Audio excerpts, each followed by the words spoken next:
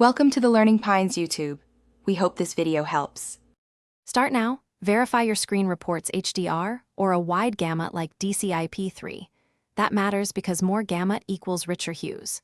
Once done, update your GPU drivers and use a proper cable such as DisplayPort or HDMI 2.0 or newer to avoid bandwidth limits.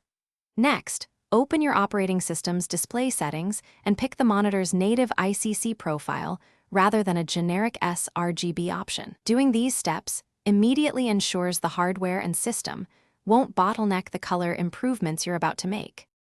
Now calibrate.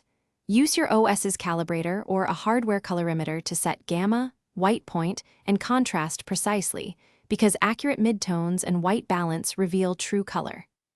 Once you have a baseline, load a verified ICC profile if available, or create a custom profile with the device. That ensures consistent color across apps. Then open your graphics driver control panel and tweak saturation and hue in small steps.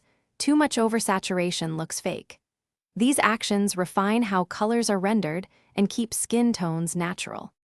Finish by saving your ICC profile and setting it as the system default so every app uses the same color interpretation.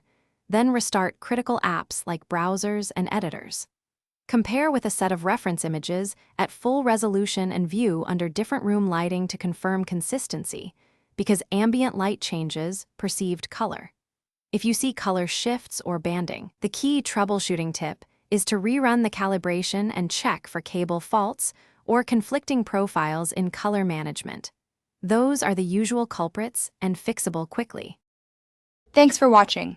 Consider subscribing if we helped you.